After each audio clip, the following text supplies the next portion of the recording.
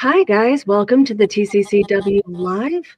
We are here in grand anticipation for our long-awaited guest. Until then, we are going to go ahead and talk at you guys because we know you can't wait to hear everything we have to say. So, welcome to this episode. We have Stefan, we have Brian, we have Jenny, we have others waiting in the wings because we all cannot wait to talk to you guys. So hit it, everybody. Let's go. Hello, friends. Hi. Hi, everybody. Hi, guys. I'm super happy. Brian, what time is it there for you, honey? Right? It is 8 p.m., Oh, so it's not too bad. It's not too bad. No, it's not too bad. Stefan, are you on the same time as Brian, or are you traveling around the world right now? No, for me it's 7 p.m. and I'm in Portugal at the moment. Whilst Okay. Brian is, where are you now? In Copenhagen? I'm in Amsterdam. You in Amsterdam? Yeah. Which Same is shitty weather, I assume. same time zone, same shitty weather. Yeah, you got it. Jenny, It's what time snowing. is it for you? Early morning? No, it's 2 p.m. Selena and I are on the same time zone, oddly enough. We live in the same house. You guys just don't know it yet. Yeah, you didn't know Selena and I are actually living life together in this home.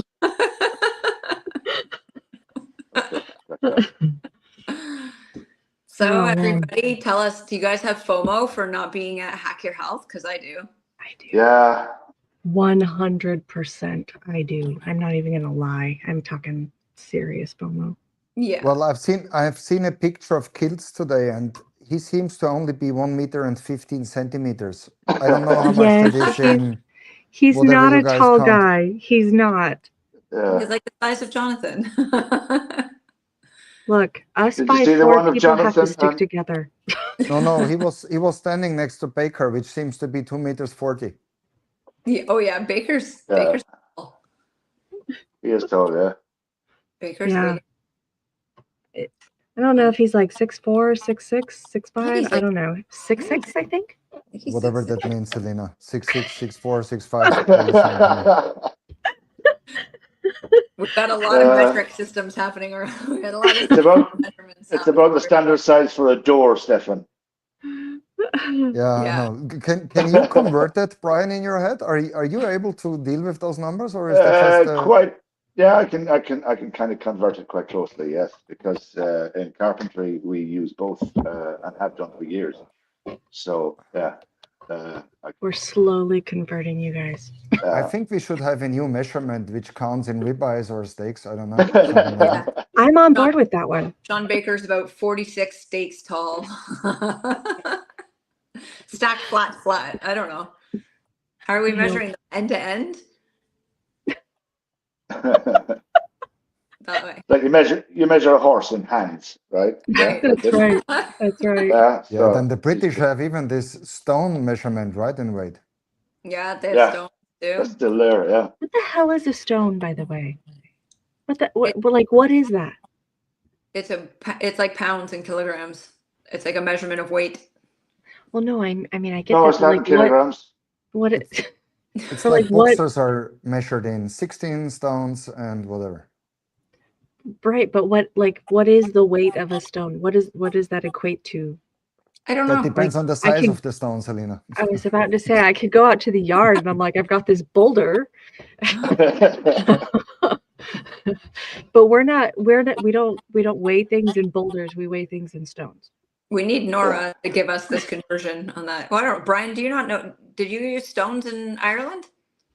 Yeah, we do. So I would be probably about 8.5. No, it'd be 9.5 stone, which would be 70 kilos. I don't know what it is in your pounds, but So for everyone that's watching at this moment, just so you guys are aware, we are not exactly sure where Mr. Baker is at the moment. We are kind of in hopes and waiting that one, hopefully he's okay and nothing crazy has happened, and two, maybe there's a technical issue. Everybody's, we gotta love technology. So keeping that up, but spirits high. We are here. We have Smiles and faces for you guys. Yeah, Exactly. we got the I mean, four of you know, us. That's worth hopefully, itself. yeah, hopefully it's just a little issue and we'll be joined soon. Um, yeah, what do you guys think about missing out on Hack Your Health? That was amazing, everything that we've seen online about, you know, I the amazing event that happened there and all the lovely people that we know from being in this space, joining together and having such a wonderful time. It really bugged me not being there. I really wanted to go, yeah, me but too. Me too. Yeah. just couldn't make it. But Next year, Brian. yeah, I definitely. was watching Rance do his road trip on his stories all the way there, and I was Yeah, like, yeah, I could have done it. Oh, I know. yeah. Everybody was showing their like, Coach Mary was doing it. Everybody was like showing their journey Right? getting there. And I just like, oh, boy, coming soon. Oh, and Andrea, she's so funny. She messaged me like, I don't know, Thursday? Maybe it was even Friday morning. It might have even been Friday morning. Maybe. She messaged me and she was like, Selena, let's just go. And I was like, I have a 3-year-old. Like, I don't get to just go anymore. Like, this isn't how this works for me. Bring them along. And she was like, I don't Yeah. know. I think it's only gonna be there. And then the next thing I see is her a picture there. And I'm like, what? Somebody doesn't have a 3-year-old. Right. Yeah. It looked Uh, really fun. Everybody getting to like be together. James was inundating us with all of his like awesome, just like James and like Brandlin doing push-ups, and Yes. it looked just so much fun, and just seeing everybody together is just so awesome because it means Absolutely. this is like it's real, or it's happening. We're all coming together. We're not just internet friends, we're real life friends too. And it's super cool to see the support, and yeah, it was awesome. I absolutely loved seeing, like you said, all the different pictures. Yeah, sorry, I didn't mean to get distracted there. I'm watching. No, I've got YouTube and Instagram going here, and it's just it can be distracting at times. But Nora, if you're there, sweetheart, jump in. so Alia just said even her and Brandolin did a handstand competition together. Ready? Love I'm I like, didn't see that one. what? Where's that video? We all need to see that. I don't think I can do a handstand, but I want to do a handstand competition anyways. I can't do a handstand anymore. I can still do a cartwheel and a round off. I think I can do a cartwheel. Right? But I think that might be doing one of those pretty things I think I can do because I could do it when I was 7. And in my mind at 41, I can still do it. But it might be a thing I might not be able to do. I'm not sure. I'll find out this summer when there's not snow on the ground. Are we waiting for That might Nora? be a challenge you can encounter. Cartwheel. Doing 3 cartwheels in a row. Is that going to be the new like? No, you start, Jenny. Challenge, No. yeah, new challenge. It's huh? your You want me challenge. to start the challenge? Brian and me highly encourage that, but we won't do it ourselves. Where am I going to do this outside in the snow, Stefan? I will try it. I will definitely try it. Yeah, I'm feeling that good right now, so yeah, I might try it. I think not at one point in my life I was able to do a cartwheel. I believe in Stefan. You train every single day with Yeah, skipping. well, I'm not a ballet dancer. A cartwheel is a completely different ballgame than anything Be a else. gymnast from Cartwheels, Mother Austria. gymnastics as well. I'm gonna go ahead, if you guys are good, I'm gonna go ahead and add James and Theon. I mean, because at this moment in time, we're just rocking with it.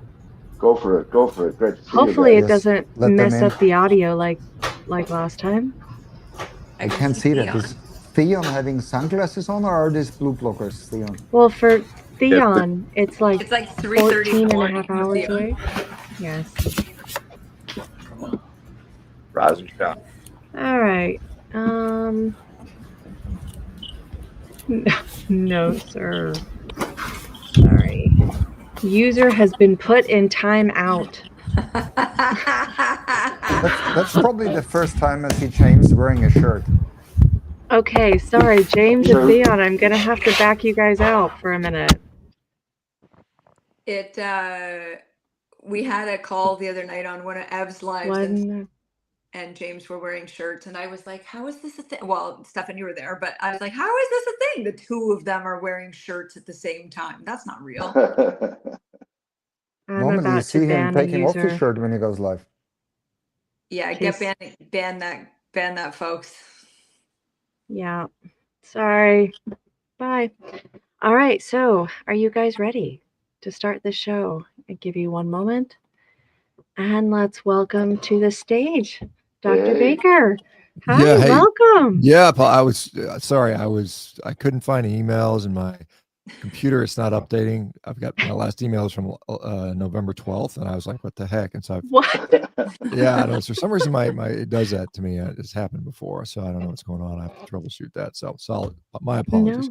No I found it on my apologies phone. I needed. found a different mailbox, and so I got in. So, thank you guys for having me. By the way, Of course. Thank you Thank for you so being here. much. So here we do just open impromptu. I know everybody is absolutely excited to get to speak with you and kind of pick your brain on odd subjects and topics. We have Stefan here, we have Brian, and we have Jenny, and well, of course, myself. I feel like it's been forever since I talked to you last. it's been a little while. I think. Yeah, for sure. Well, guys, don't all get quiet. Oh, well, listen, we were all just talking about how jealous we were that we weren't at Hack Your Health, but we see you were at Hack Your Health. So tell us about what a great time you had, Dr. Baker. Well, I mean, I always enjoy, just meeting the folks. It's really cool to see. And, it gives me that sort of dose of reality that what we're doing is making a difference because you get to see all these people whose lives have been, radically transformed for the better. And then it's also nice and warm there. It's just, I'm up in the Pacific Northwest where it's cold and rainy and wet. And I'm just like, and winter's just starting. So I need a dose of sunshine too. Like I think we all do. So yeah, no, it's a good event. I'm glad I think I've been to it every year for 6 or 7 years now. So I always have a good time going down. First year in Tampa. That was nice. I enjoyed it. Good place. Nice. I like Florida a lot. I know you got to meet quite a few You got to meet a few of our members while you were down there. And so we were getting some wonderful, wonderful pictures sent to all of us that we were like, not even fair. Okay, so we all have to know, I'm sure you have stated it somewhere, but we are all questioning, how tall are you exactly? I'm, my high school basketball height had me listed at 6'5". I think I'm just a smidge under that. So I'm probably 6'4.5" realistically, somewhere in there, depending on, I don't think I've shrunk any. I know some people get shrink when they get older. I don't think I've shrunk any. So I think I'm still up there. I know. It's all that collagen. Well, yeah, it's all that. Right. Maybe, it could be. Yeah, it's interesting because, you lose a little bit of height. We all know older people tend to shrink. And a lot of times what happens is their interdiscal height, the little, the pads between the vertebral bodies, the discs sort of squash down, and then we just lose, when 20 of them have shrunk down halfway, you lose a couple inches. So my mom is now like 4'11". I think she was 5'1" when you could carry her. Yeah, it's kind of funny. She's so small compared to me. I was 5'6" in high school, and now I'm barely teetering over 5'4", but I do have significant compression. I did a lot of hard compact jumping in dance and all that stuff. So yes, compression of the little cushiony things is not fun.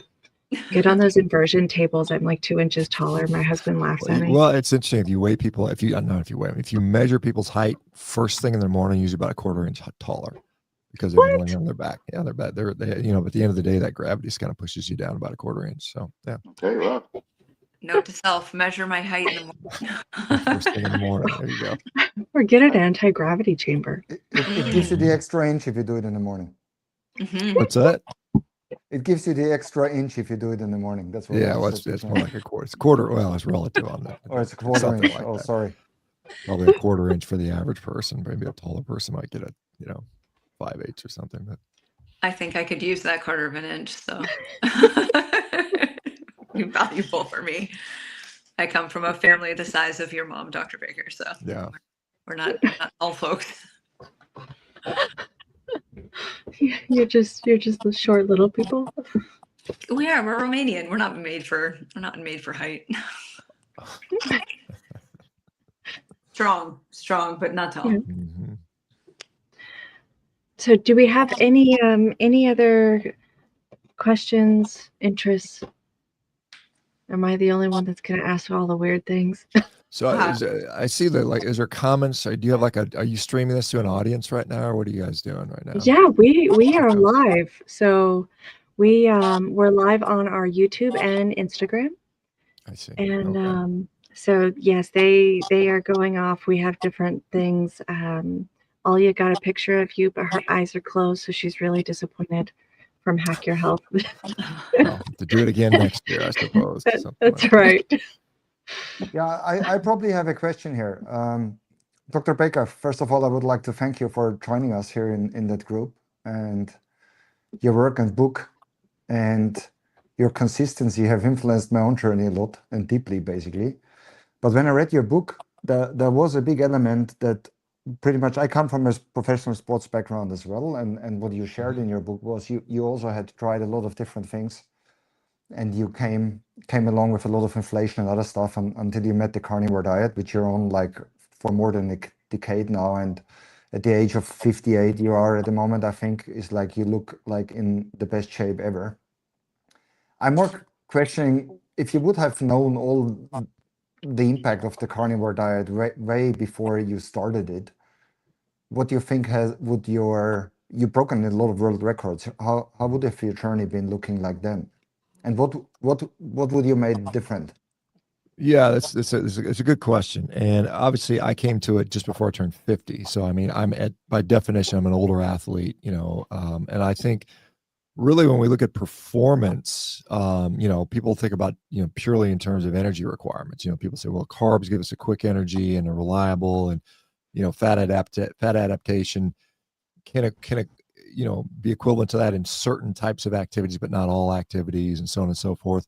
But really, for me, what is performance enhancing is the relative lack of inflammation that I feel, particularly as a masters athlete. I'm out there, I'm like literally on the plane back, I'm sort of looking into how to learn how to pole vault, because I want to do the decathlon. And there's not a lot of like guys in their 60s wanting to learn how to pole vault, because most people don't even want to, they just don't feel like it. I mean, it hurt too much. And so I think from that standpoint, probably, when do athletes start feeling like they're beat up? Probably a lot of them start feeling that in their late 20s. So I think there's a point where I think we have to figure out what the minimum effective dosage for carbohydrates are. And for some people, that dosage maybe initially might be quite high. As we get older, it always may be lower than we think it is. But for some people, the benefits outweigh the perceived negatives by far. And I think certainly, I'm not sure that you could have talked me as a 22-year-old to eat a carnivore diet, because I felt good. I was like, well, there's no reason for it. I mean, there's no, what am I going to gain by doing this? And I'd rather eat, pancakes and, rice and everything else that I eat. But at this point in my life, it's an easy trade-off, because I like I said, you mentioned, and my performance is at, I turned 59 in a little over, under 2 months, about a month and a half or so. And performance is at a very, very high level. I mean, among the highest in the world for people, particularly in the sports I do.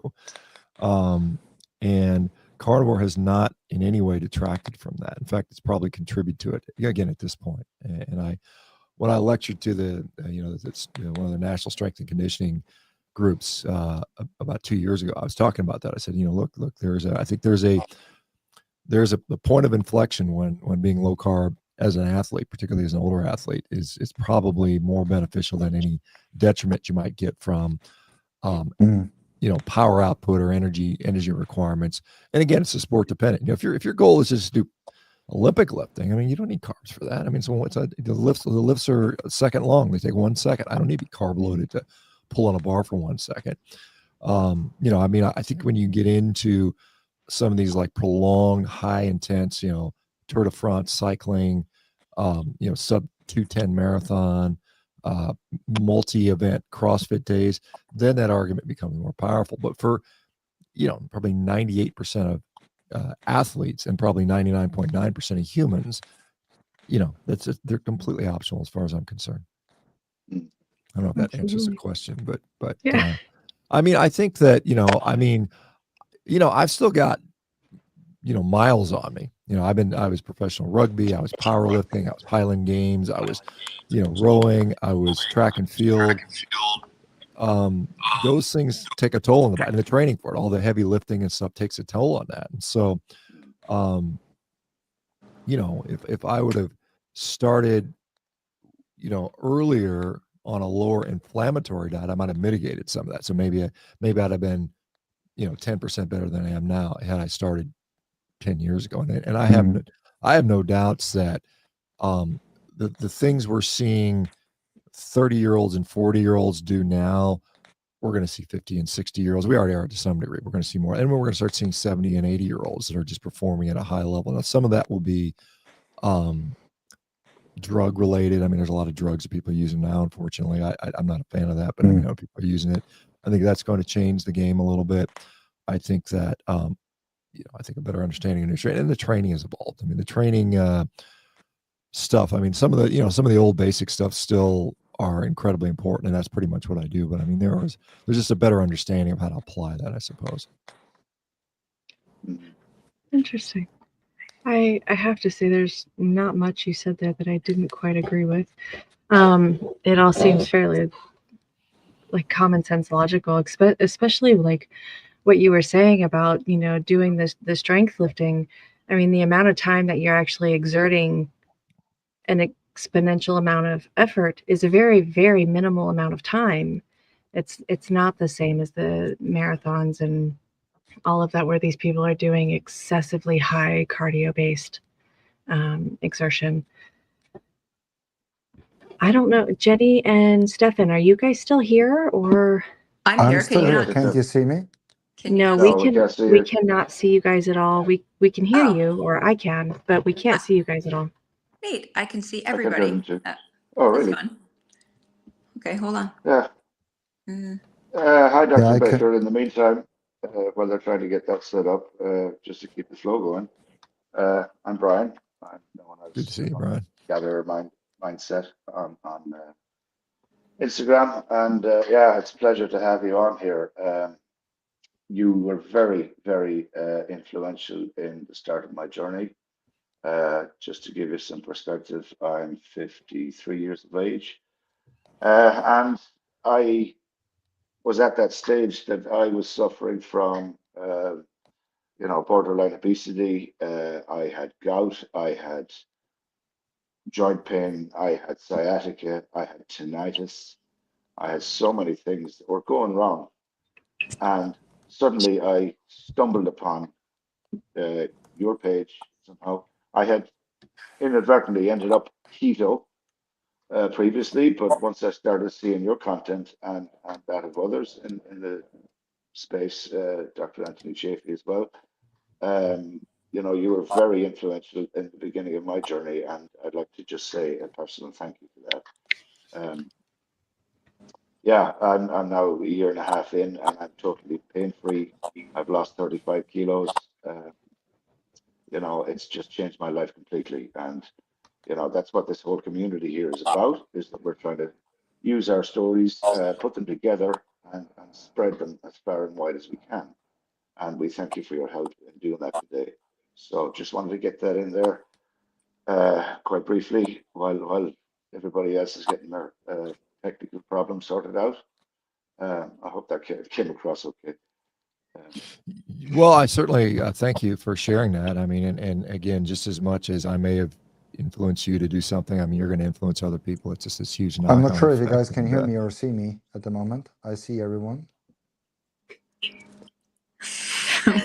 We can I hear think you. We heard can hear you. whoever that was. I heard somebody. Yeah, we can hear you. We can't see you, but we can hear you. Can you see me? No? Yes, I we can can see see you you. now, Jenny. Yeah. I left and came back. That's why. Yeah. Can you see Yeah. me I as don't- well? Brian, No, Jenny? you got to leave. You got to leave. No. So You guys Okay, jump out squeeze there. out and come back in. Give me a second. Yes. Go it for seems like everybody, a lot of folks, maybe European here or something like that. Is that what I'm imagining, or am I?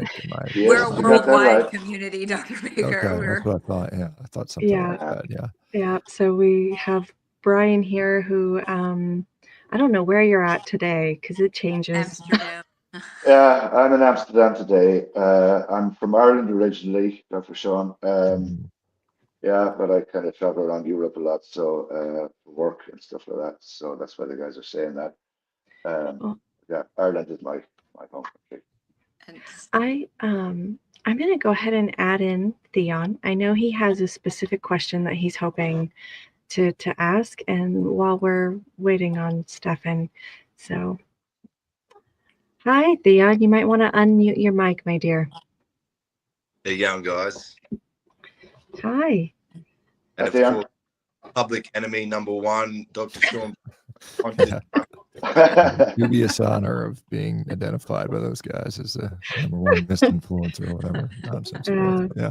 Yeah, that was cool. I just wanted Definitely. to say, me and my brother, our favorite reaction video that you did was the video with the mosquito burger. Absolutely hilarious. Oh wow, that was a long time ago. Yeah, that thing. Yeah, I mean, they apparently, like some parts of Africa, they'll do that. They'll have these big giant mosquito infestations. They'll catch them and they'll basically eat them. So it's kind of quite a mosquitoes here down in South Australia. So maybe we might try that out one day. But look, I'll never eat that. I'd rather.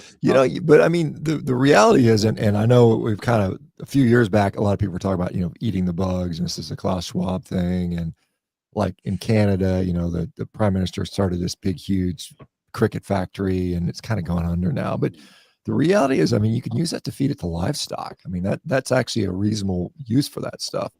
But I ain't eating that crap. I'm not eating bugs. And for people ask me, well, bugs are carnivore because they're animal. I'm like, official ruling from me is no, they're not. Bugs are not carnivore. We've got the Dr. Baker stamp. No, I live in bugs Canada, so bugs are not part of the equation. I have to say, if it is categorized in the insect category versus animal category, I'm a little. I don't know. I guess maybe I should write a disclaimer on that. Animals accept insects and other weird things. Right. And people like trying to push all these agendas and all these they're trying to hide all the insects right now and all the food supply and or even the bread. Apparently they call it a shota, a flour with the cricket flour and stuff. So it's pretty sneaky. Yeah, for sure. Yeah, I mean, that's another reason not to eat the ultra processed food, because who God knows what they're putting in there. I mean, I kind of remember 5 years ago, the USDA, our U.S. Department of Agriculture, cleared cotton for human consumption. Cotton that you make shirts out of. Right. It's normally we can't eat cotton because there's a toxin in there called gossypol, and so they've managed to breed some, like genetically modified some, that don't express that particular toxin, so that they can feed it to people, and they want to use it as like a paste, like a cotton paste that you would stick in other products, and just to get the proteins and fats from that. And again, it's just like, what are we doing? I mean, we're not a species. We're not designed to eat that garbage. Exactly. Want some cotton protein? Sounds fantastic. Yeah, I mean, I guess it would make it like a tahini or a hummus or something like that. And, on that, I'm sure they can flavor. They put artificial flavor in it. They probably make it taste okay, but put some seed oils in there. It'll be great. I'm sure. Yeah.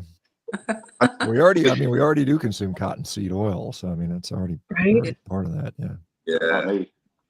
I find it really just so disheartening that the lack of logic being processed by most people in our society about what is or isn't supposed to be for us when it comes to like ingestion of certain items. I think we've lost touch so much with the reality of most of these things are not actually food, or they didn't actually exist. We created them in a very recent time period of existence. That it's like, was that really designed for us? I mean, yes, you know, the evolution of industry is amazing and there are really awesome aspects of it, but does that mean that that's what our biology is supposed to be intaking? I find it a hard swallow that we're just supposed to like accept that as safe and healthy and good for us. Well, I mean, Is this it? whole concept generally like recognized as safe. I mean, this is what, most of the food ingredients have been introduced over the last 50, I don't know if it's 50 years, but, several decades anyway. They don't have to undergo rigorous testing. They just, the company itself declares it as generally recognized safe. They may do some basic minimal testing to make sure it's not acutely toxic. And then it's on the market. And then, I mean, does it lead to cancer or dementia or autism or, whoever knows? We don't know. I mean, we just don't know. I mean, there's no way to know because it's never really been looked at. Exactly. That's thoroughly.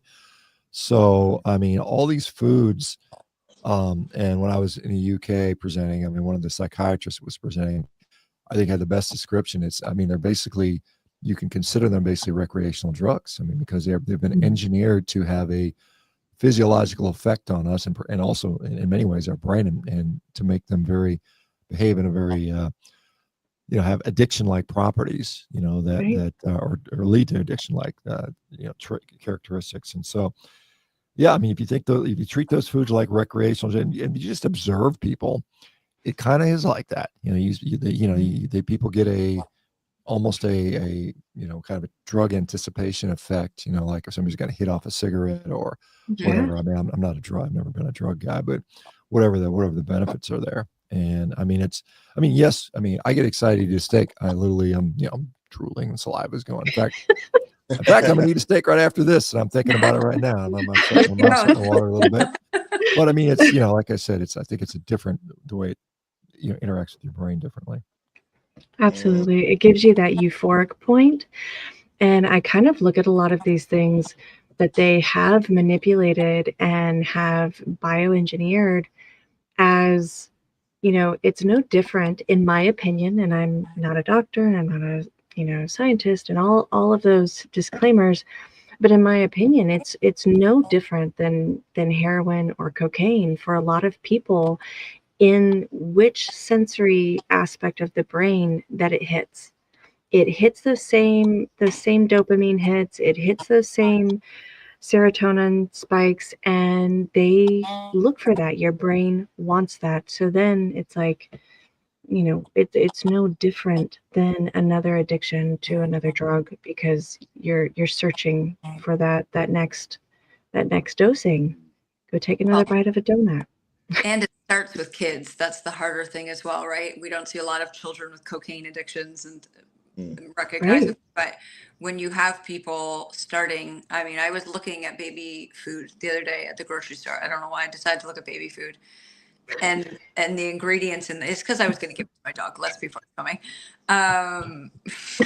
Side story. Anyway, You're gonna give your dog baby food? no, my dog's 15. He's a carnivore. He's got some Okay. he's picky about what he eats. So I was looking for blended, like meat or something like yeah, that. Like and there isn't. It doesn't exist. At least not where I was shopping. I wasn't just going to give my dog straight up baby food. Prefacing that. Welcome, Dr. Baker. We're insane here. We're going to get on the baby food conversation. But the point being, a lot of this is starting in infancy. People are weaning children off of breast milk onto sugars and seed oils and these addictive components their bodies are developing now, which historically prior to our generations were not. Their bodies are developing with these dependencies, and it's pretty shocking. I mean, you go to a supermarket and you see all these kids having tantrums in the aisles. Oh yeah. And you know, now having got the carnivore clarity as we have it, and how we realize now that that's what this is about. It's a sugar addiction these kids have, and they want the sugar and you know their brain isn't working properly. I mean, that's why we have ADHD and all that on the rise. But like, it's frightening. It really is to see the shit that they're putting in our kids' food. It really is. Yeah. Dion, we kind of lost you there, mate. We can't see you. Can you hear us? Yeah, I can hear you slightly. Okay. Go Yeah. out, go out and come back in. I know you've got a big question for Dr. Baker that you're chomping at the bit to address. Yeah. If you guys can still hear me, Shawn, I'm a big fan, mate, and just wanted to say, yeah, I really appreciate all the great work you've done for the carnivore space worldwide. Really great stuff, mate. I'm actually a competitive arm wrestler, and I'm just wondering, and I actually have a bit of a background in grappling, like yourself, like jiu-jitsu and stuff, like you've been dabbling in recently, and judo since a kid and all that on and off. So I love all that. So been doing arm wrestling for the past few years now. Have you ever come across an arm wrestling club? Have you ever tried it out? I think you do really good with your certain arm levers and your height and your structure. Yeah, I mean, no, I've never. I mean, it's kind of interesting. There's a kid that has come to the last few carnivore events locally, and he brings his arm wrestling table, and he wants, he wants me to arm wrestle him. And he's only like 16, 17, so I'm able to beat him pretty. But I mean, I guess he's practices a lot. But there's a guy named William Schufelt who was an actor, the Red Power Ranger, and he was carnivore. For this is back, gosh, 7, 8, 9 years ago when I first started into this. And he was a big arm wrestler. He was big into arm wrestling, and he was, because we interact. We were in the same room, and he was, looking at the length of my forearms, and he felt I'd be a good arm wrestler as well. I've, outside of just screwing around a few times, I've never really done it, and it's just, I mean, I know there's obviously tremendous amount of technique involved in that, and again, at almost 60, I don't know what I want to get in to start doing it. I can tell you, as an orthopedic surgeon, I took care of a couple of guys that spiral fractured their humerus from arm wrestling, and that's where, just so if you guys don't know this, the long bones are weakest in torsion. So that's the best. You can compress them, you can distract them, but if you rotate them, that's why when people break their ankle, it's like a twisting injury. So I don't know. You probably have seen in the years people with broken arms. I would imagine, but yeah, it happens. It happens, unfortunately, Shawn. And the spiral fractures are actually, they're rare, but they do exist. I think there was a Nathan Jones. Wasn't there a big Australian Nathan Jones? He was a big, tall, like 6'10", giant, strong man, steroid using guy that did that, and he either broke someone's arm or he got his arm broken or something. I remember that. Yeah. That was crazy. That was against Magnus Samuelsson in the World's Strongest Man about 20 years ago, or something like that. That was a classic video. So what happened there was Nathan committed his shoulder too much, and what happens with these spiral fractures is the rotational torque from the subscapularis. From the shoulder blade muscle, causing internal rotation, and that basically it twists the humerus, as you can imagine. So what we kind of learn in arm wrestling is to take the load off that lower part of the humerus and actually use the hammer strength more, so like leaning back more into a top roll. People like Devin Larratt, as you probably know, the famous Canadian arm wrestler. He's the ex-Special Forces. I actually met him a couple of weeks ago in Gold Coast for a big over the top competition. It was killer. It was amazing. A great day. So I got to meet him and his sons, and it was a really good day. So yeah, we kind of learned to like take the pressure off that rotational torque, and we use more so, like especially in your case, Shawn, you got like amazing levers. Like I've noticed your forearm length, like you said before, and so you'd be a top roller, what we call a top roller, like sort of Devin Larratt. Devin Larratt's got a similar structure. You're like 6'5", 6'6" in height. So I really want to see you on a podcast with Devin, and he can maybe tell you all about it and maybe twist your arm, so to speak, to try arm wrestling. So well, it's like there's a lot of things I'm trying to do right now. Like I think I want to do the decathlon. That is my because I maintain that you can perform very well in a low carb state or even in a zero carb state. I think you can, and I've broken all these world records in rowing, and people are like, well, nobody rows. It's not a real sport, even though it really is. But I mean, when you look at like the decathlon, most people will say the decathlon is the world's best athlete. The Olympic decathlon champion is considered the master because he has to, there's 10 separate events you have to do. And I just started sprinting, and I used to throw, so I know I can throw well. And so it's like you've got 3 throwing events, you've got 3 jumping events, and you've got 4 running events. And right now I've been, sprinting for about 6 months now. And my times are already like the top guys in the decathlon in my age category. So I'm like, I'm already halfway there, or 80% of the way there. So I just got to learn how to pole vault and probably hurdle. So I don't know if I have time to arm wrestle right now, but I mean, there's a guy, you probably know this guy, what's his name? John Brzezinski, he's like, I'm sure you know who he is, right? He's from I think he's from Petaluma or something like that. Anyway, he was an American guy. He was like a small, he was like only like 200 pounds, and he was beating all these giant guys like Cleve Dean and these, 400-pound dudes with technique. Do you know him? Do you know what I'm talking about? Yeah. John Bazinka, he's a legend in the sport, and he actually recently retired. His last competition was this year, sometime a couple months ago. He's got to be up in the 50s, I would imagine, right? How old is that guy? Yeah, I think he turned 60.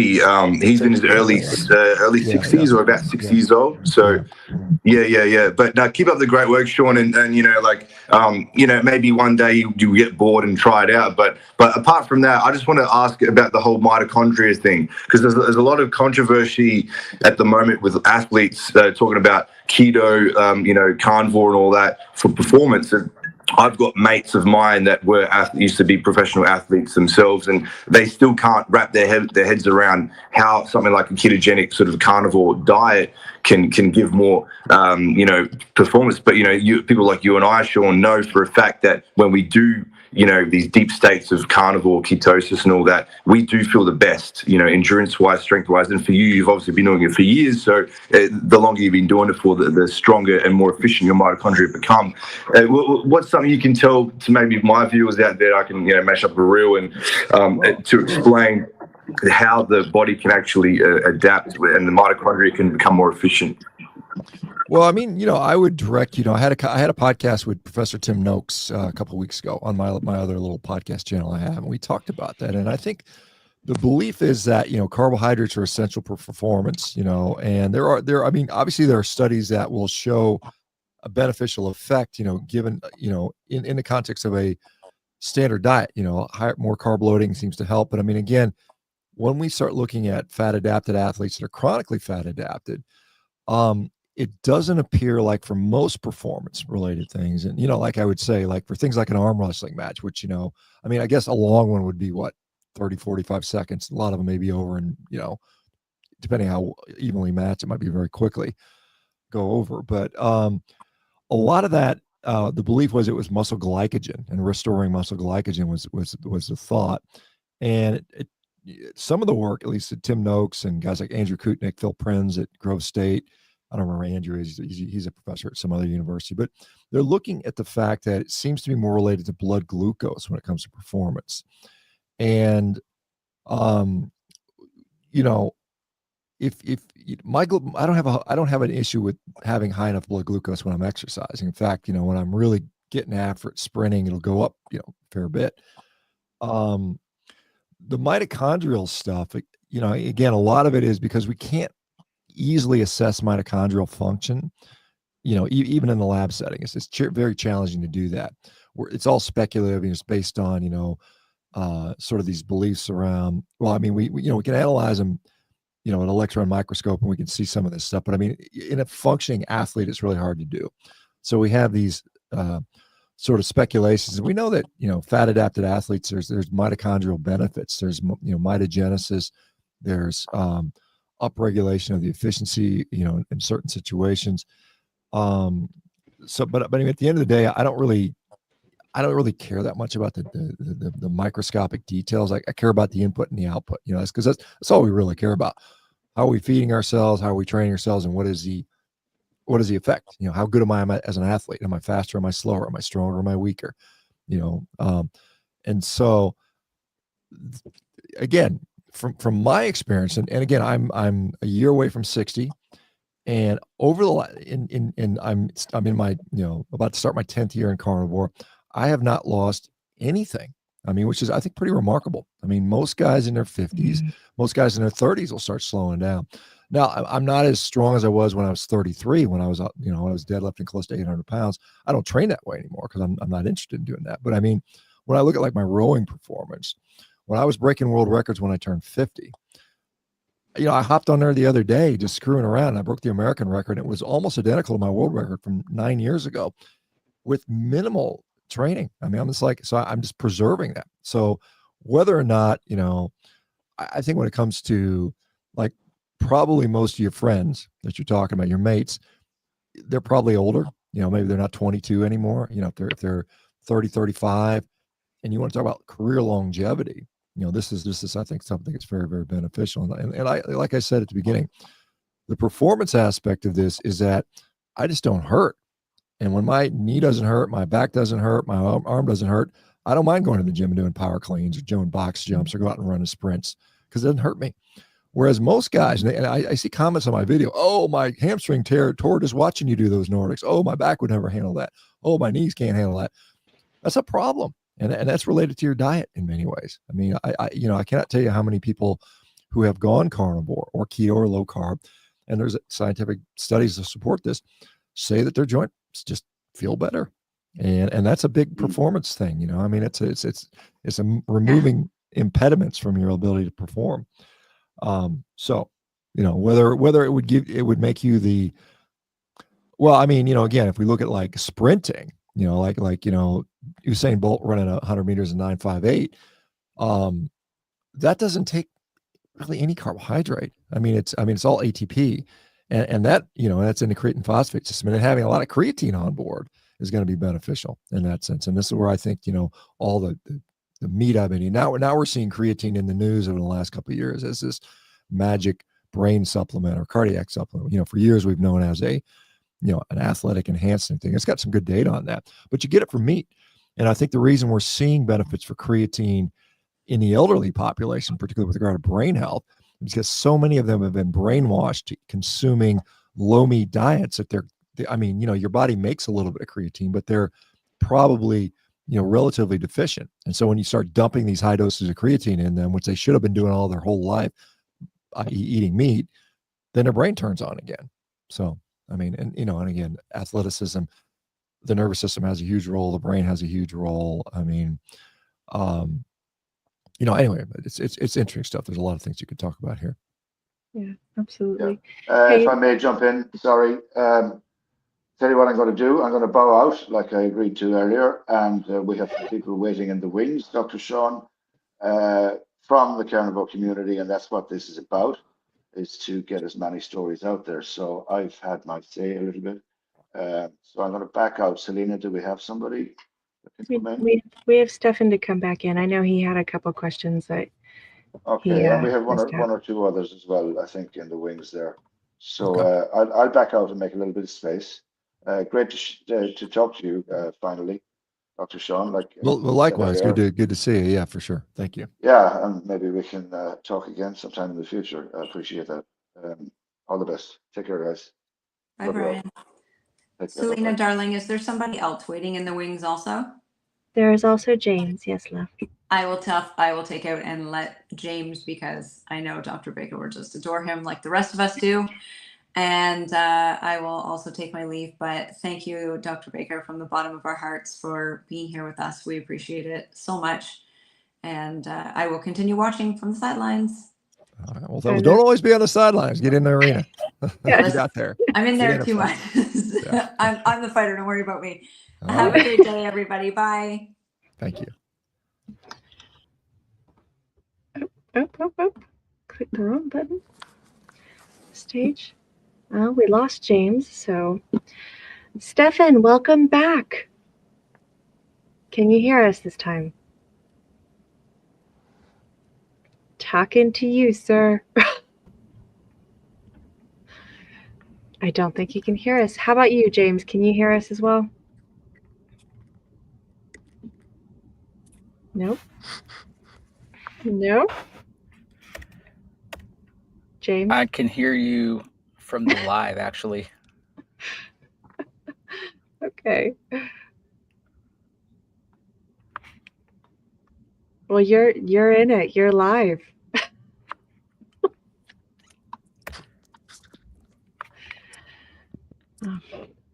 No. Got it. Yeah, I don't. I'll work on my audio here. I can't hear you exactly, but I do. I'll stop. Okay. All right, Stefan, have you got it figured out, hon? Nope. Nope. Well, it is a quiet room. Quiet.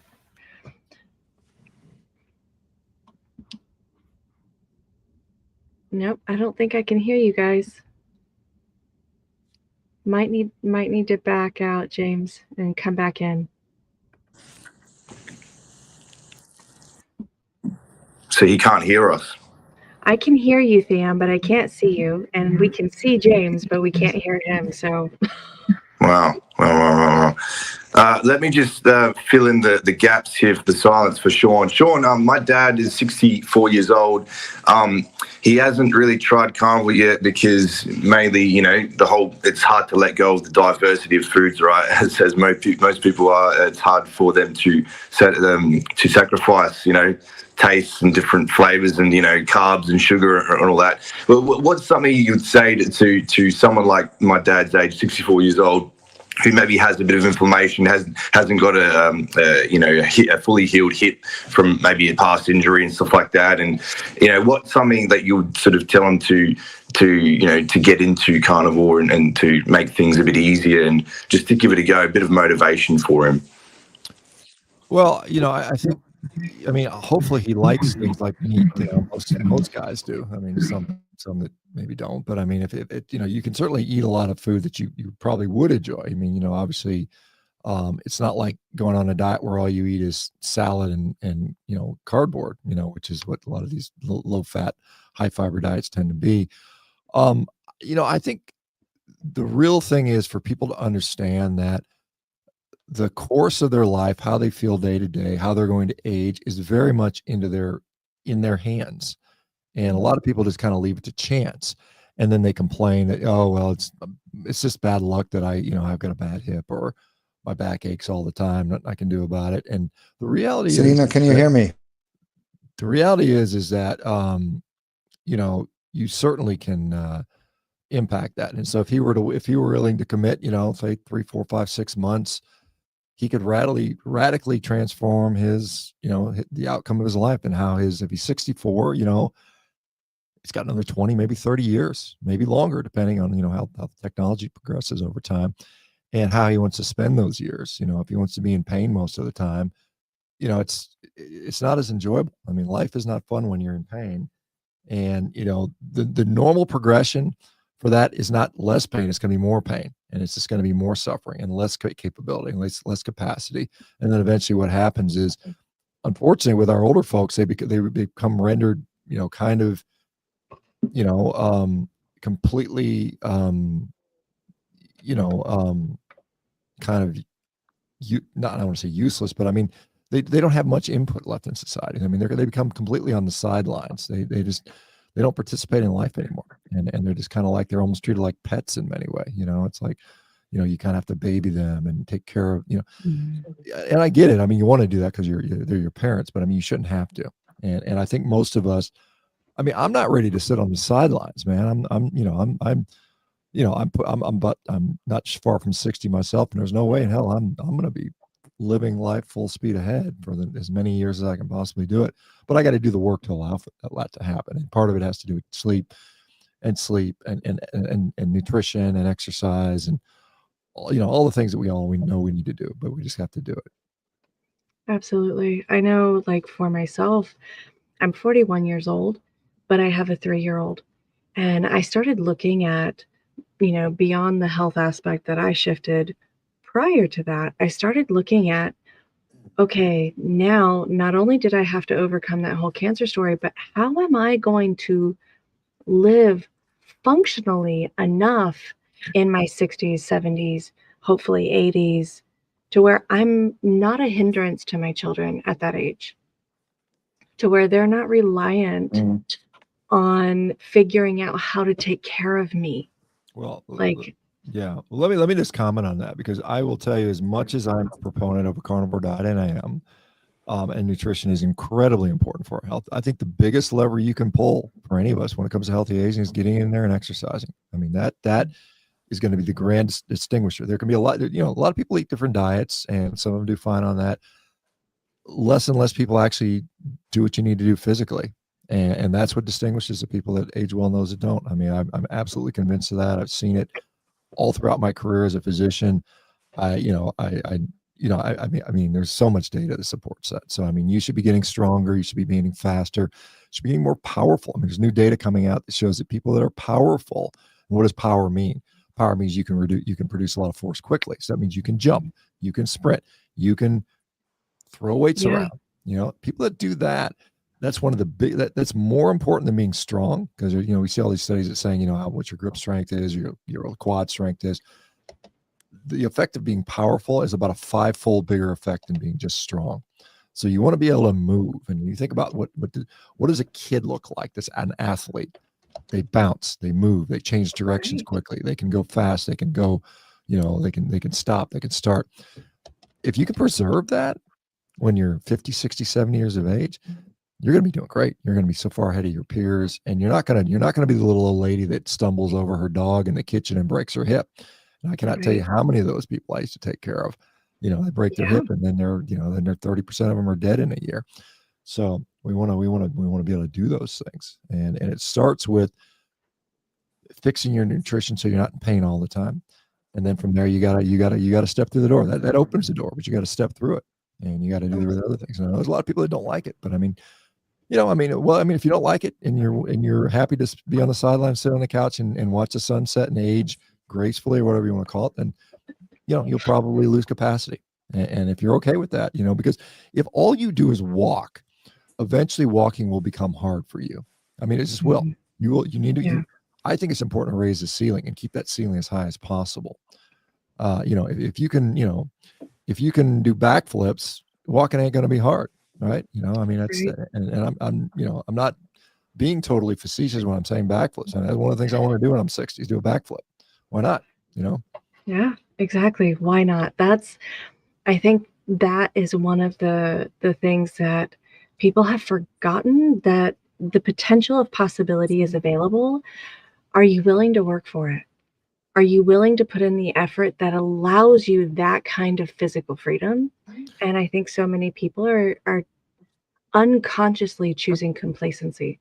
Well, I mean, a lot of people, because they've fallen so far away, and it looks like such a far way to go to that. It's like, like I would say, I think sprinting is wonderful, but no one should start there. I mean, if you've been sedentary for decades and you're 50 pounds overweight, don't go out and sprint. You're going to hurt yourself. You've got to, improve your body composition. You've got to slowly bring up the strength. You got to bring up the tissue properties. It might take you several years, but I guarantee if you put in the work, you'll get there. And it doesn't have to be back-breaking, impossible work. It can be small doses, and you can just gradually improve your capacity. Well, thanks for saying that. Can you hear me now? I can hear you. Yeah. Yes. Thank you, Dr. Baker, for saying this, because I did sports all my life, right? But my nutrition wasn't in check until almost 2 years ago. I'm turning 50 soon, and it still has become more and more of a burden to do the sport, even though I was training every day. And then only when I changed my nutrition and my diet and stopped drinking alcohol, and not being a heavy drinker, but just frequently drinking alcohol, all this joint pain has gone away, that allowed me to exercise again on a level that, as you describe it, is going to a level where you still keep improving, and you move further. And the last 1.5, 2 years being on a carnivore diet have brought me now to a shape I have been when I stopped my professional ice hockey career with the age of 23 or 24. So it's a combination for me of how you eat, which I think is the biggest part, to be honest, because I was training always, and that never has brought me at the later stage of my life to the results I wanted. But also, how do I rest, and how do I sleep, and how I take care about my body. So I think it's a combination of all the things, and you just described it so well. But then also, as you say, it's like you need to go to exercises you probably haven't done before. which is also working on mobility and stuff. Because when I was 25, that wasn't an issue either, right? But now it's the nutrition, it's the good workout, it's basically everything working on my mobility, and I would have loved to have this knowledge basically on the nutrition part very early in my life. That would have probably brought me to a completely different situation in many aspects. Yeah, it's absolutely for sure. There's, like I said, I discovered this at the age of 49. I was on a ketogenic diet a couple of years prior to that, so probably started figuring out the low carb stuff at about 45 or something like that. And yeah, I mean, if I had knowledge earlier, I think I would have had an even better outcome than I have now. I mean, I think there were things I could have avoided, injuries, chronic injuries, and things like that. There is.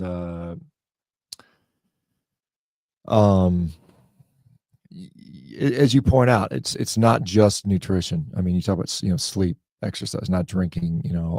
Those things are all going to be very important here. And I think that hopefully that's a takeaway message here is that yes, a carnivore diet or an animal-based diet or a ketogenic diet is wonderful, but it's not the only thing you need to do. And you can certainly, you can certainly diminish any results you're going to get. And there's people, honestly, I know there's people out there that said, all I do is switch to carnivore and my life got 100% better. That's fine. That happens. But I'm going to tell you at a point, you're not achieving all that you could achieve. And some people don't care. That's fine. But personally, that's not where I want to, again, have as much to get from all life that I can. And I think being in,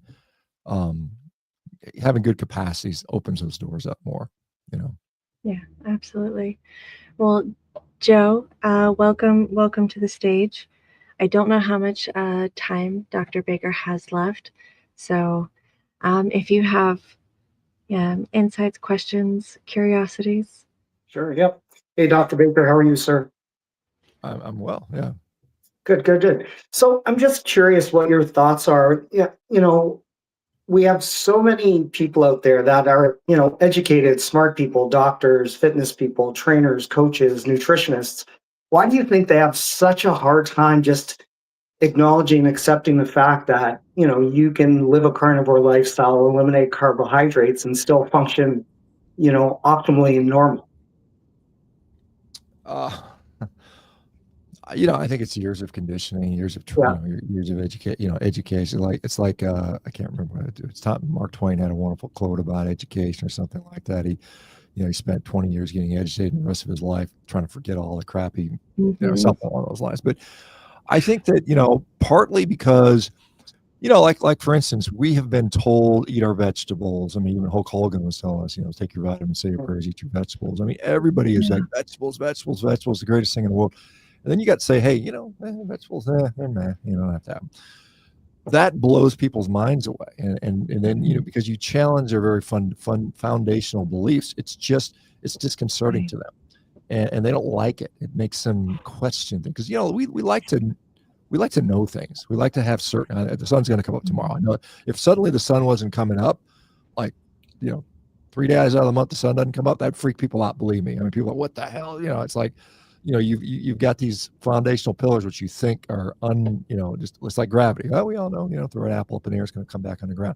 But if that doesn't start happening, it kind of disturbs people in many ways. I mean, people like certainty, normality, homeostasis, and this throws a wrinkle into that for a lot of people. Now, I mean, obviously, it's like, well, I mean, there's so many of us now that exist. It's like, hey, there's thousands and thousands and thousands of examples you can point to. People have been doing this for 6 months, 3 years, 5 years, 10 years, 20 years, whatever it might be. And they don't appear to be any less healthy than the rest of the population. In many cases, are more healthy. And so that's just something that they don't like. And so they're trying to find reasons why this can't be true. Why we must be this because my grandmother told me to eat my vegetables. Humans must be vegetable eaters because, whatever, and the reality is, most of the vegetables are man-made, and 300 years ago, vegetables were insulting to people. If you serve vegetables at a thing that people, think you're, it was kind of insulting. But depending on where you were and so forth. So I mean, it's just the way it is. I mean, people just don't like that. And I tell people, I was on the stage at Hack Your Health. People ask me one advice. I say, you know what? Best advice I got is don't worry about what other people think. Who cares? It's not they don't live in your skin. They don't live in your body. You live in your own skin 24 hours a day, 7 days a week. No doctor, no friend, no coworker has to experience it. So if this is what makes you feel, perform, be happy, then so be it. I don't really care what other people think. Yeah, and I totally agree with that, and I understand that, and because I've been carnivore 8 years now, and prior to carnivore, I was a macro-based coach for 35 years. I'm 57.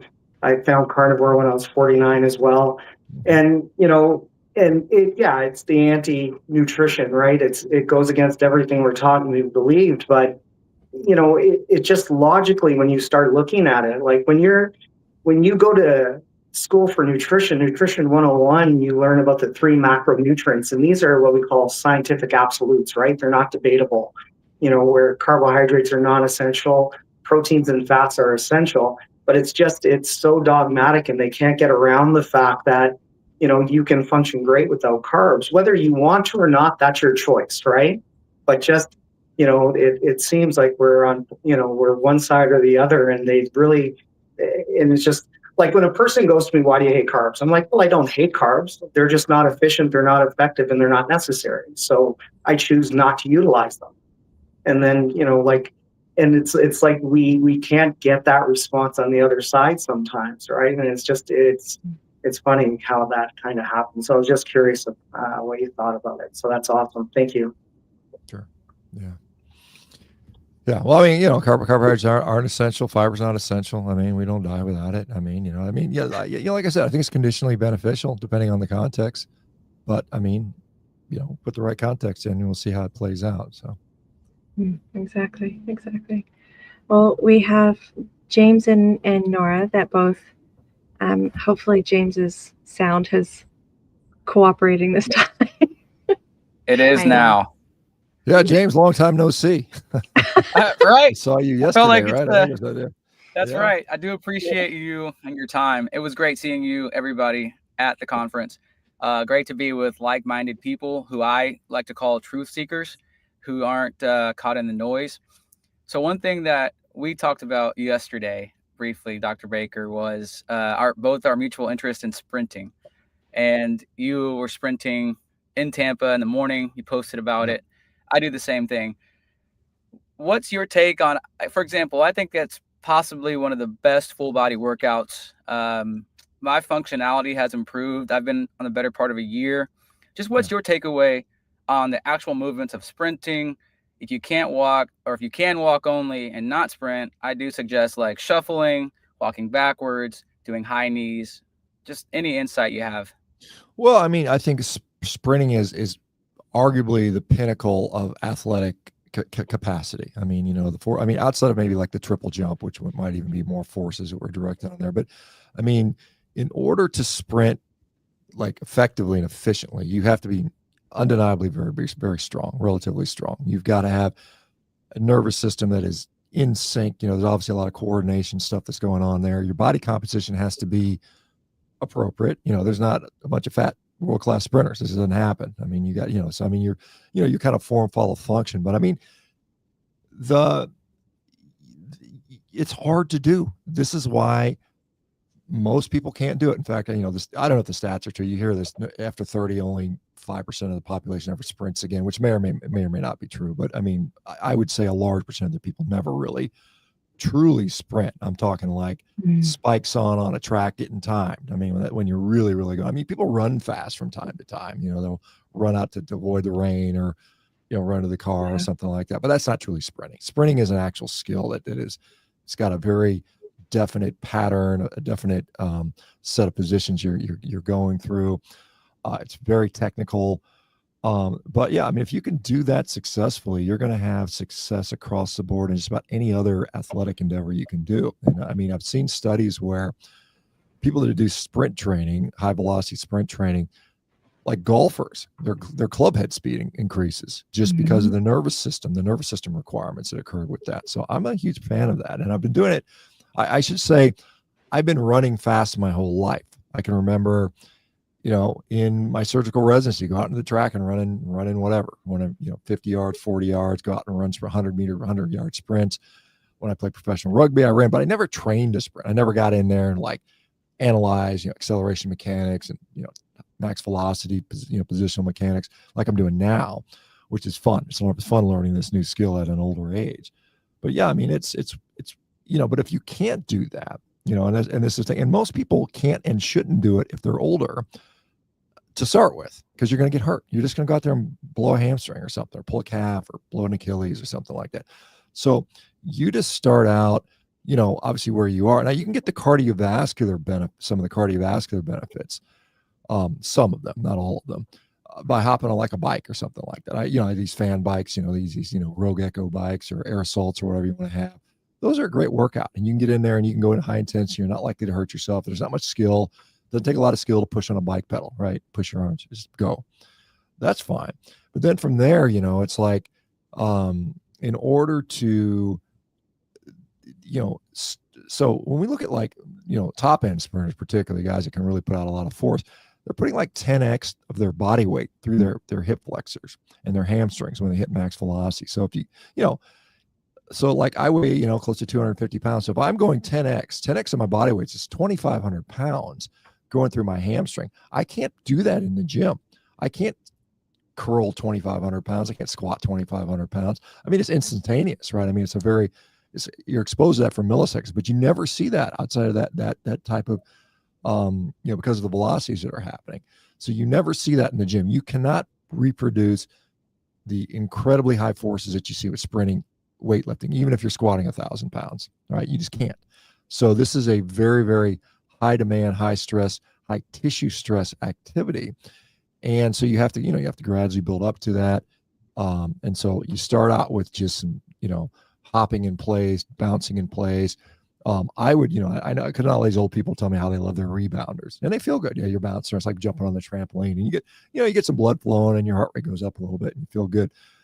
But that in itself is not providing the actual tissue stimulus that you need. When you're sprinting, if you listen to a world-class sprinter, it's like bam, bam, bam, bam.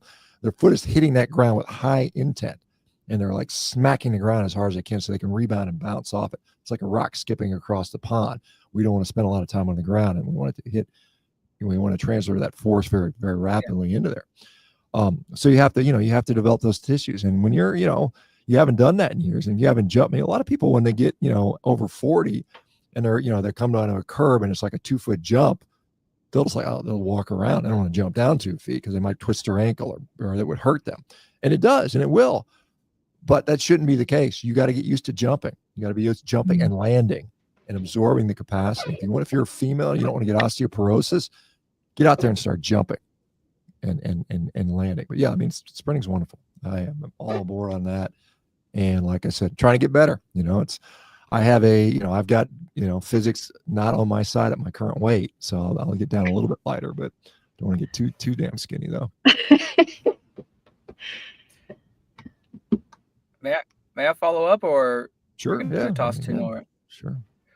Well, I'm fine. With your professional, got it. With your professional background, with joints and surgeries, I want to express something to you and then get your feedback on what I've experienced. So I've had 2 surgeries, cartilage or some sort of calcified buildup, both knees removed. So that's 2 total surgeries. I was going towards a third through MRIs, confirmed more calcium buildup, but then going on to the carnivore diet, the pain and the calcium, well, I have not gotten a follow-up, but the pain has gone away. And that's how I was able to begin or restart my journey on the sprinting workouts over the better part of the last 2 years. Whereas I could not do that because there was too much pain prior. What are your thoughts on why the pain has been removed, and does it correlate to a carnivore diet? It probably does. Yeah. I mean, there's a good study out of University of Alabama showing low carb diets vastly outperform low fat diets when it comes to knee osteoarthritis and symptomatic relief. So we know that the inflammatory component is going down, and that's what's probably, it's associated with the pain you're having. And so if the pain's out of the way and you can perform and you've got good function, then you're good to go. I mean, I am sure if I were to take an MRI scan and scan every joint in my body, all of them would be tears, and so it's just a consequence of life. It doesn't bother me. I'm not going to stop doing stuff because of that. So I mean, I would say thank you that I feel better, and thank yourself that you feel better and you figured out what the solution is, and just keep going with that. And yeah, I mean, I do think that some tissues can be repaired. Even cartilage to a very slow extent can probably somewhat heal, depending. I mean, I don't know. The calcifications, if we think about why do we get these calcifications in our body, calcium is kind of a protective response. What happens is when we have unnatural motion, instability in a joint or something like that, that motion is painful. So our body attempts to stop the motion by putting out bone spurs to try to impede the motion so that you can't get into those positions anymore. And that's why a lot of people, when they, when they have a trauma or something like that, a lot of times there's all this calcification will lay down there, so it can't move anymore. It's like, we don't want to move because it hurts. So it's like a primitive way we protect ourselves, almost like building a shell around it so that it doesn't occur. And so when you're no longer hurting, that sort of need goes away, and it can remodel. I mean, we can reabsorb calcium, just as well as we can build it. Nice. I like that. Building a protective shield. Spiky one at that, but a protective one. Nora, you are on mute, but welcome, dear. Oh, hang on. Can you hear me? Yes, I can hear you. Hello. Hi, Nora. Yeah, hi there. Hello, Carnivore community, and hello, Dr. Baker. It's nice to finally see you all. Nice to see you too, babe. Yeah, all good. I've had a question, and I actually would like to know what's your take, Dr. Baker. We have a large audience of like female who would like to attempt the carnivore diet or are interested in it, but just scared, or in terms of hormonal situations and stuff. What's your take on a woman starting the carnivore diet whilst pregnant, for example? Okay. Is that beneficial? Well, I mean, I think that transitioning in the middle of a pregnancy should be taken very slowly and gradually, because, like I said, an abrupt transition from high carb, whatever diet, to no carbs is going to have a physiological impact, which could, negatively impact the developing baby. So we want to avoid that. I've seen lots and lots of women that have done carnivore diet successfully during their pregnancy. They've had excellent outcomes. Kids are fine. They lactate. They're able to produce lots of milk. They stay carnivore. Kid grows up, does well. So I think that certainly is reasonable. I mean, I still would obviously, stay under the care of an obstetrician, make sure you deal with any concerns. Some people would say, well, there may be things like folate, which is, folate is a concern when it's low for things like neural tube defects. That would be things like spina bifida and things like that. So, maybe, just to appease the practitioner, you take you take your prenatal vitamins as you would take anyway. And, you might just have to, how do you deal with the oral glucose tolerance test? Because they'll often, they'll end up giving you the big swig of sugar. And a lot of these days, a lot of women are on low carb diets, and the practitioners, most of them are probably used to it by now. And you just say, hey, look, I'd rather just wear a CGM for a couple of weeks instead of doing OGT, the oral glucose tolerance test, because it'll be a better indicator of what's going on with the physiologies there. I think, you have to make sure you can consume enough food, and that's sometimes can be an issue for people. I mean, when you're pregnancy, it's not the time to be on a strict weight loss diet. I mean, we want to limit weight gain during I mean, a normal healthy pregnancy, somewhere around, you probably use kilos, so 10, 12 kilos or something like that, somewhere in that neighborhood. I think 20, 25 pounds for a normal sized woman. Obviously if they're obese, and a lot of them don't need to gain any, but so as long as you're making progress and going along fine, and then of course when you get your ultrasounds, you make sure the baby is growing at the appropriate rates, and I haven't seen too many problems with that.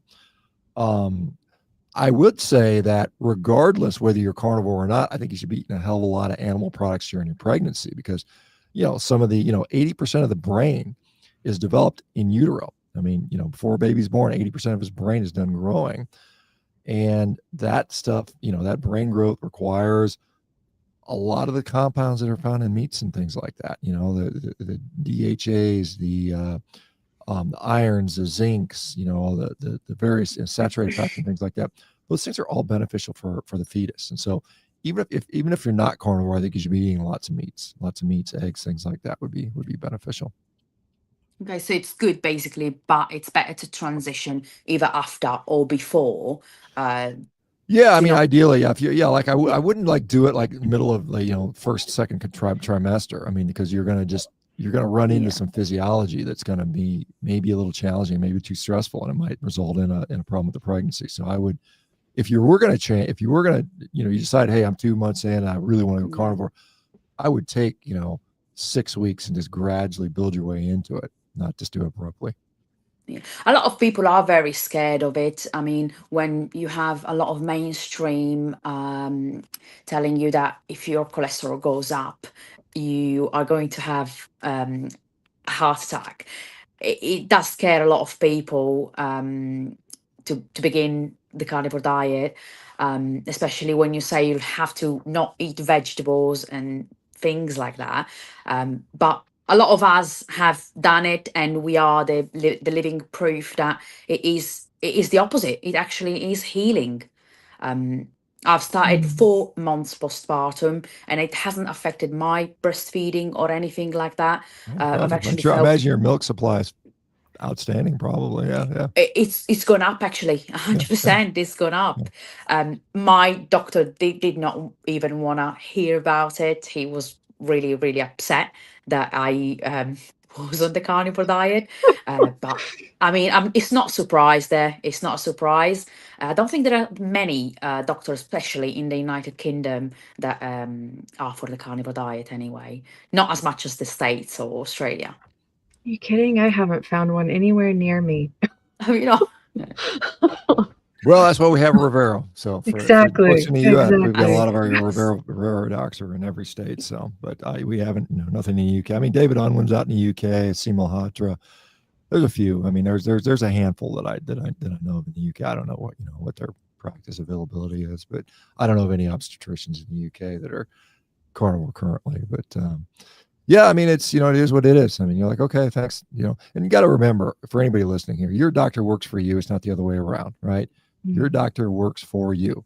You pay you're paying them, so you can take their advice and filter it any way you want. Same thing with me. You're not paying me anything, and I'm not paying you anything. So you can just completely ignore what I have to say or listen to it and you choose your own thing. But I mean, verify, just objectively validate what's going on. And for many of you guys, it's pretty easy. I mean, this is the nice thing about health, I think, is that when you objectively get healthier, you lose 50 pounds, you come off medications, your depression goes away.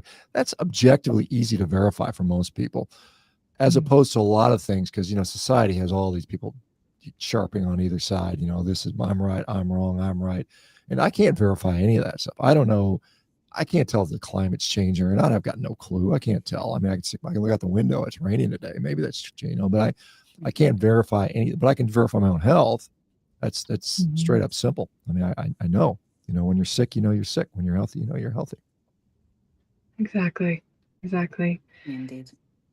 I can attest for that. Being a strong subject I advocate for as well, just the reality of reminding people that what the doctor is suggesting is a suggestion.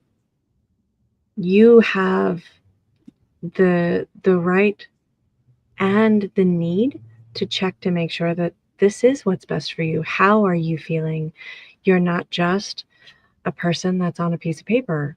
There's more going on. You need to take the control over your own health. You need to understand it just as much as you're asking somebody else to help you figure it out. Yeah, yes. I agree with that.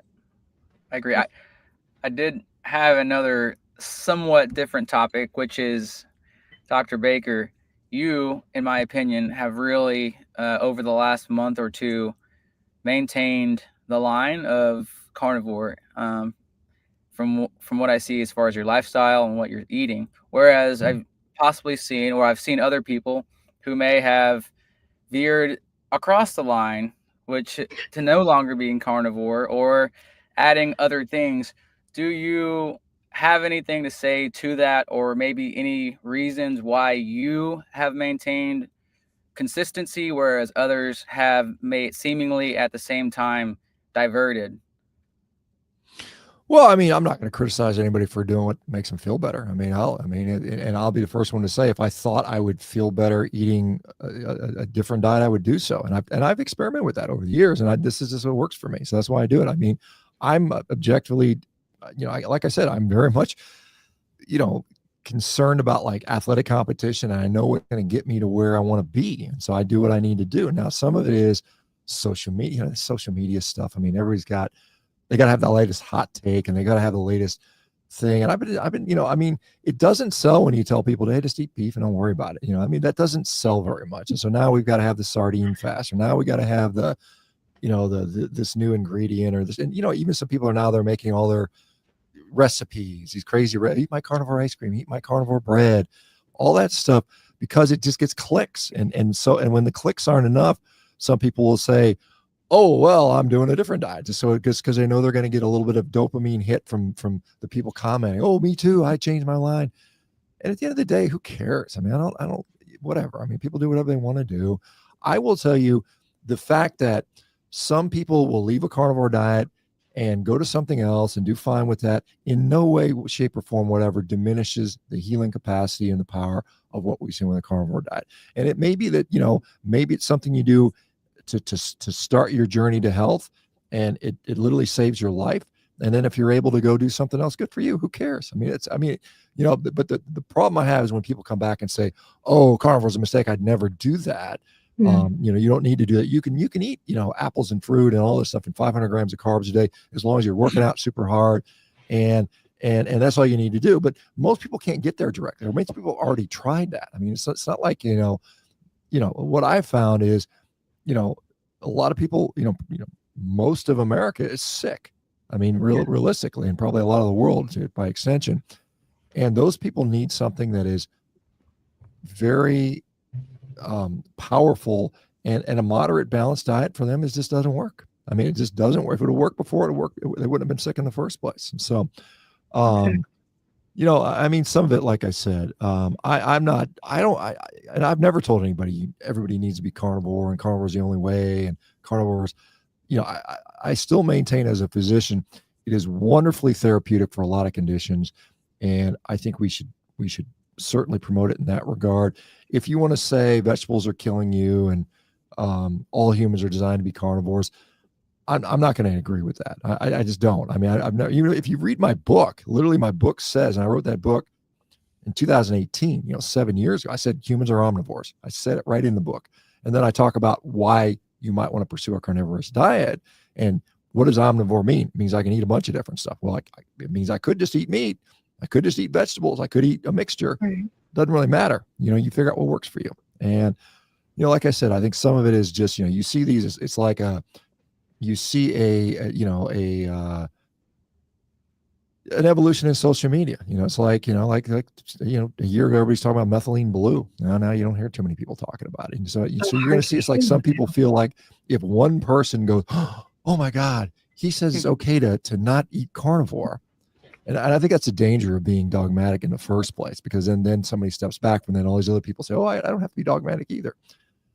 You don't have to be anyway. I mean, if carnivore works for you, don't feel like you have to eat,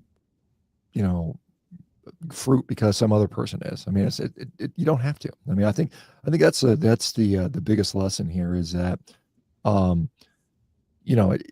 you don't have to do those things if you don't want to do them. And many people don't prefer. Now, there's other people that, would prefer to eat pancakes and bananas and peaches and waffles and things like that. I mean, I probably would. I mean, I like those things. I mean, I still think they taste great. Who doesn't? Yeah, but I mean, there's a few people that say they don't like it. They're like, it kind of I kind of laugh when people say, "Oh, I'm on carnivore. That stuff is disgusting to me." Now, you stick a big old chocolate cheesecake in front of me, and I'll eat that damn thing. I mean, I would like it.